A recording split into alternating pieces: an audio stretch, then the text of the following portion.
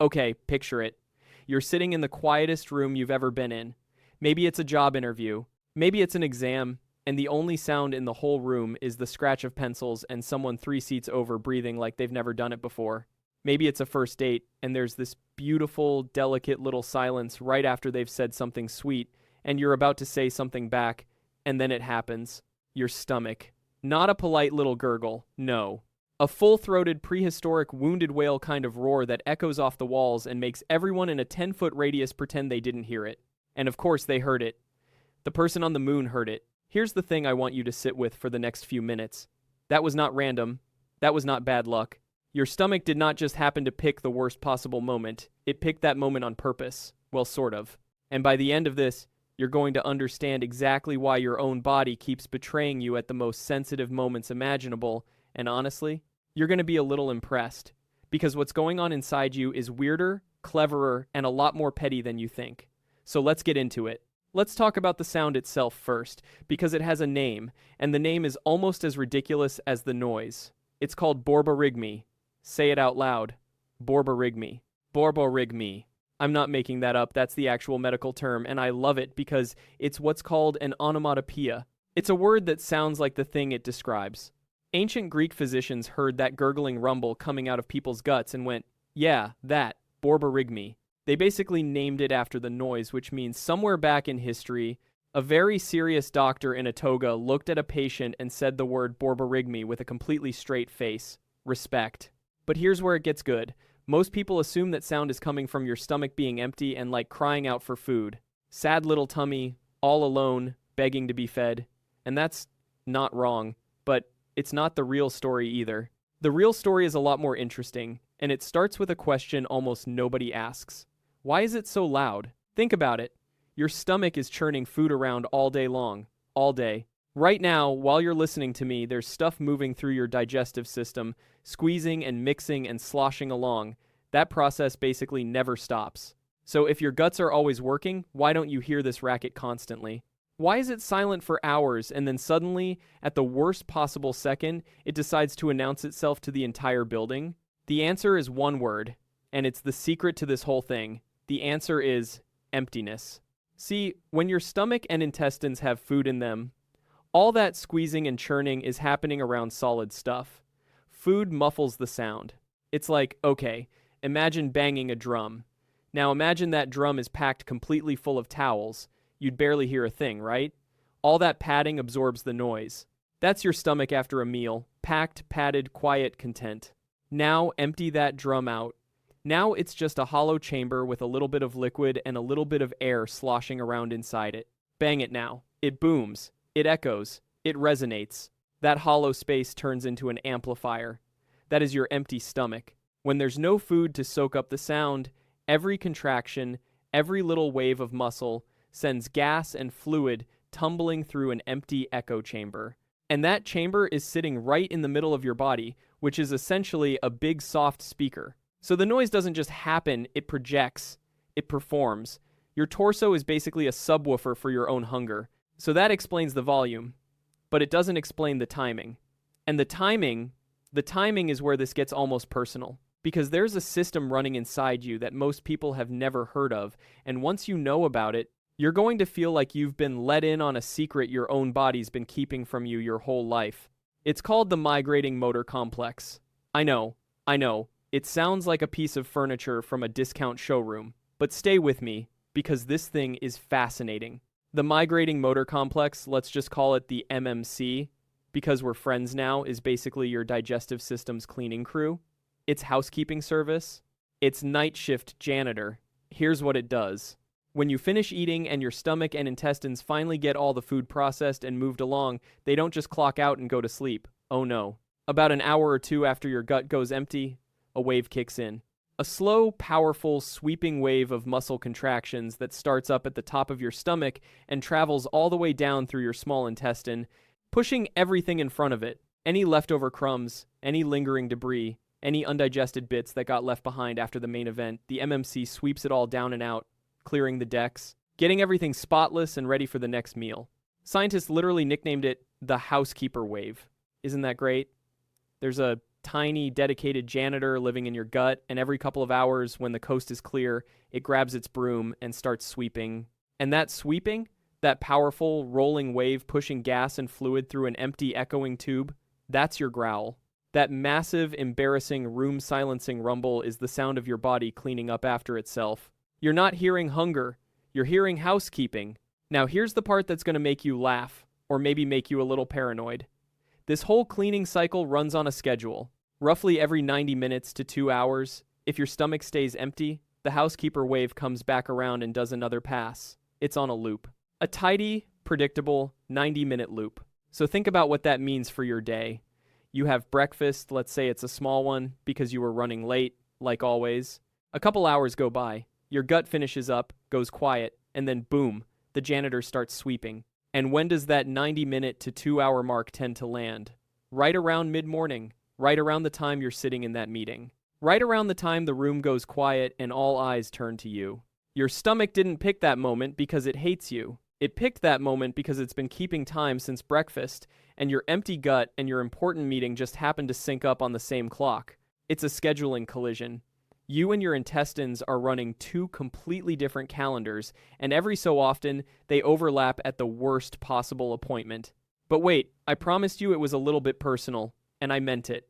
Because there's a second layer here, and this one involves your brain. Let's talk about ghrelin. Ghrelin is a hormone. It's actually been nicknamed the hunger hormone, and it's the little chemical messenger that goes up when your stomach's been empty for a while.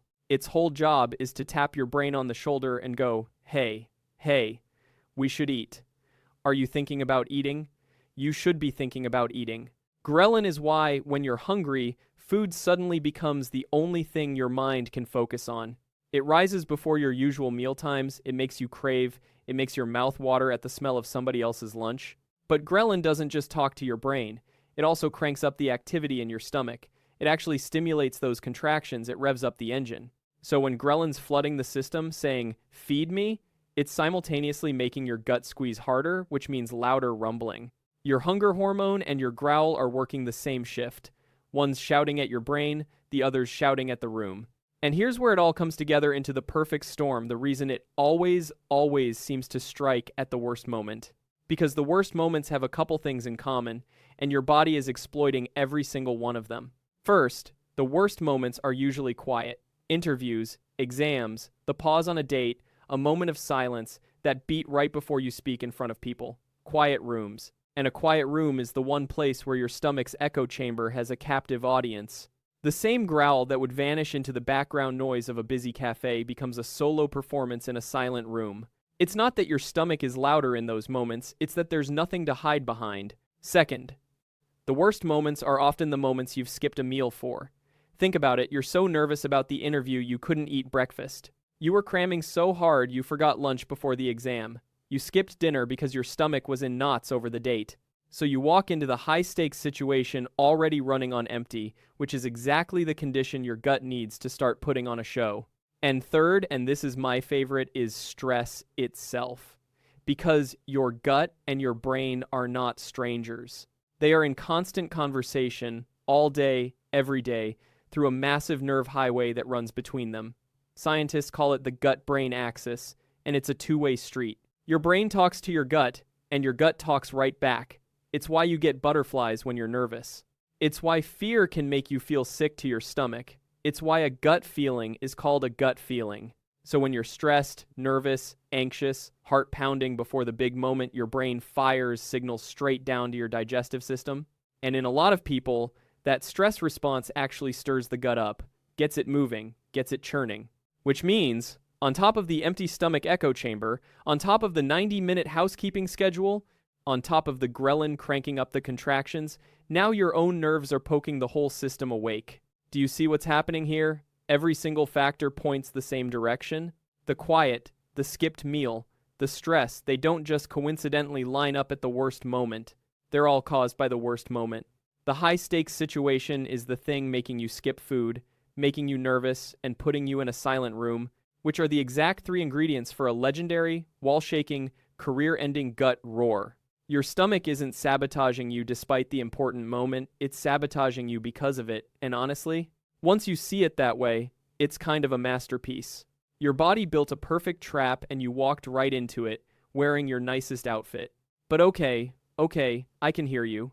This is all very fascinating, but I have an interview on Thursday and I would like my body to not humiliate me.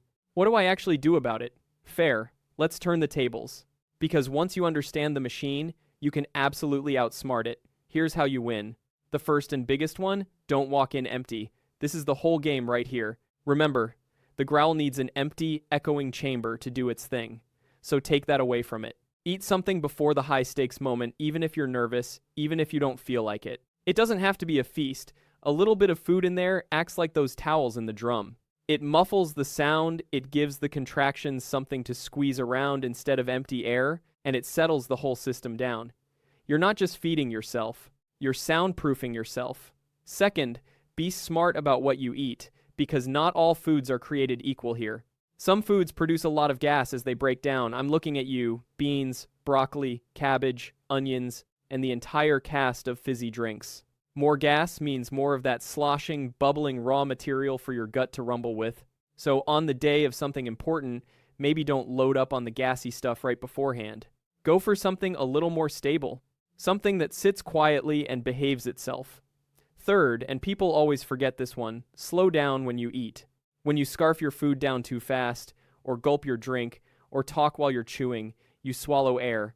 A lot of it. And that air has to go somewhere.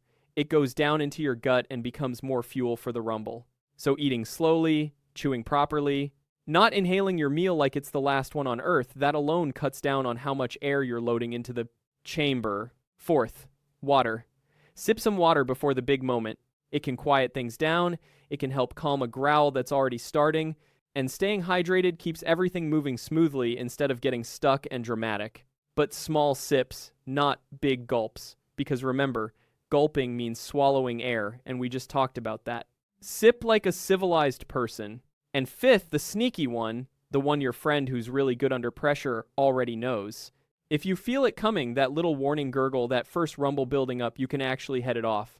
Take a slow, deep breath to calm your nervous system down, since we know stress feeds the whole thing. If you can, quietly press or tense your stomach muscles a little. Sometimes that's enough to interrupt a wave that's building. And if you've got the chance, a small sip of water or even a mint can buy you a moment of peace. You've got tools now. You're not helpless in that chair anymore. But here's the last thing I want to leave you with, and it's the most important one of all because it's not about food or hormones or housekeeping waves. It's about how you feel when it happens. Because it's going to happen again. It just is. You can do everything right, eat the perfect breakfast, sip your water like royalty, and one day, in the quietest room in the world, your stomach is still going to let out a growl so loud it sets off car alarms. That's just being a human being with a working digestive system. Everybody's stomach does this. Everybody's, that interviewer sitting across from you judging you, their stomach does the exact same thing. That person on the date? Same. Every single person who has ever heard your stomach growl has a stomach that growls too. It is the most universal, most human, most impossible to avoid thing your body does. So the next time it happens, and it will, I want you to remember what you actually just heard.